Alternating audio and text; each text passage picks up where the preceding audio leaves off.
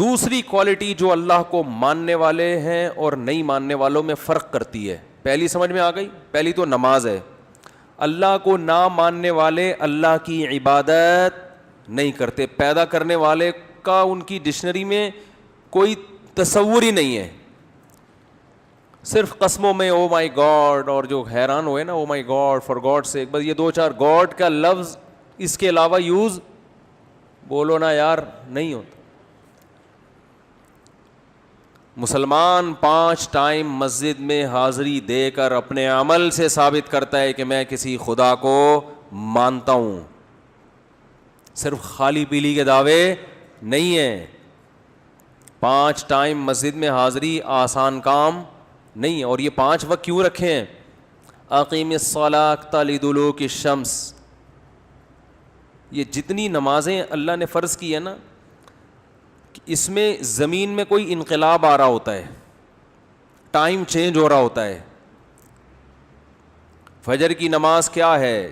کئی گھنٹے رات کے اندھیروں میں انسان ڈوبا رہتا ہے اور پھر صبح کی روشنی پھوٹنا شروع.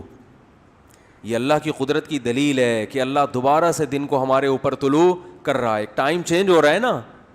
دیکھو اسلام نے گھڑی کا اعتبار نہیں کیا. گھڑی کا جو ٹائم چینج ہوتا ہے یہ نیچرل نہیں ہے، سمجھ رہے؟ یہ تو انسانوں کا وضع کردہ ہے نا. حقیقت میں انسان کی زندگی میں جو ٹائم کی چینجنگ ہے نا، وہ اس کا دن کی اندھیرے روشنی سے گہرا تعلق ہے. اسی کا ہماری باڈی پہ بھی اثر پڑتا ہے. تو صبح کی روشنی طلوع ہونے والی ہوتی ہے، ایک دم زمین میں انقلاب آ رہا ہے. اس انقلاب کے وقت اللہ نے حکم دیا کہ اللہ کی اس قدرت کو دیکھ کر اللہ کا شکر ادا کرو اور اللہ کے سامنے سجدہ کرو. پھر جب سورج بالکل بلندی پہ پہنچتا ہے اس وقت ٹائم مکمل چینج ہو چکا ہوتا ہے نا. اس کائنات میں بڑا تغیر ہو چکا ہوتا ہے کہ ایک طرف گھپ اندھیرا تھا اور اب ایک دم تیز دھوپ، پورا ٹائم چینج ہو گیا. تو ایمان والے اس موقع پر بھی اللہ کو یاد کرتے ہیں اور اللہ کے گھر میں حاضر ہو کر عبادت کرتے ہیں. پھر شدید تیز روشنی کے بعد جب سورج ڈھلکتا ہے اور سورج کی تپش میں تغیر پیدا ہو جاتا ہے اور شام ہونے لگتی ہے، تو شام کا ٹائم دن کی روشنی سے بالکل ڈیفرنٹ ہوتا ہے، بالکل الگ ٹائپ کا وقت ہوتا ہے. وہ اس میں انسان کی باڈی میں بھی چینجنگ ہوتی ہے، تغیر پیدا ہوتا ہے، ہر لحاظ سے سب کچھ چینج ہو رہا ہوتا ہے. آپ کی ایکٹیویٹیز چینج، شام کی ایکٹیویٹیز الگ ہوتی ہیں، دن کی روشنی الگ ہوتی ہے. تو عصر کی نماز کا حکم دیا گیا کہ یہ وقت تبدیل ہو رہا ہے.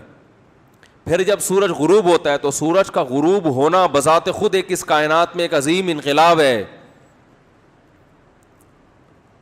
اس وقت حکم دیا گیا اللہ کے در پہ حاضری دو. پھر جب سورج بالکل غائب، مکمل اندھیرا، عشاء کا وقت، پھر حکم دیا دوبارہ اللہ کے در پہ حاضری دو.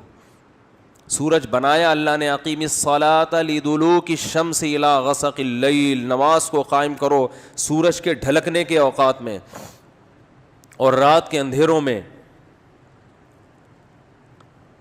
تو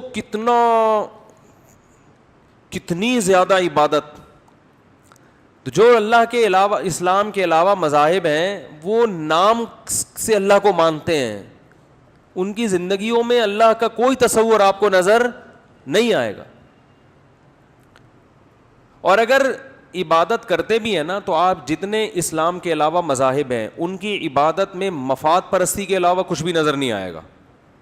بھئی یہ والا بھگوان کی عبادت اس لیے کی جائے گی کہ یہ آپ کو اولاد دے گا، یہ والا بھگوان تھوڑے کم ریٹ پہ ہے، یہ آپ کی جاب اچھی دلا دے گا. ایسا ہی چل رہا ہوتا ہے نا. ہم فجر کی نماز کیوں پڑھتے ہیں؟ اللہ تعالیٰ اولاد دے گا. ارے بولو یار، شادی کرا دے گا. کتنے فجر پڑھنے والے اب تک کمارے گھوم رہے ہیں، کتنے فجر پڑھنے والے کر کے پچھتا رہے ہیں.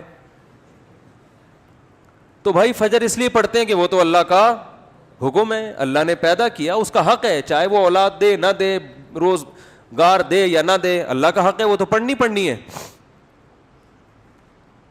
آپ دیکھ لیں دنیا میں اسلام کے علاوہ جتنے مذاہب ہیں، خدا کی عبادت میں مفاد لازمی ہوگا، اور ان کے جو مذہبی رہنما ہیں اسی مفاد کا لالچ دے کے ان کو عبادت گاہوں کی طرف بلاتے ہیں کہ فلاں وقت میں فلاں ٹائم پہ، مجھے تو ان کی اصطلاحات نہیں آتی ہیں، کہ فلاں ٹائم پہ فلاں بت کے سامنے اس اسٹائل میں حاضری دی جائے تو پھر یہ ہو جائے گا۔ ہمارے پاس کوئی آئے کہ میں ظہر کی نماز پڑھوں گا تو کیا ہو جائے گا، ہم کہیں گے انسان کا بچہ بن جائے گا اور کچھ نہیں، سچا مسلمان ہو جائے گا اور کچھ نہیں ملے گا۔ وہ بھینس والا قصہ بہت دفعہ سنا چکا ہوں، کٹا مر گیا تھا نا۔ اب نئے نئے لوگ آ جاتے ہیں جلدی سے، پرانے بور ہوتے ہیں لیکن نئے والوں کو پھر مزہ بہت آتا ہے نا۔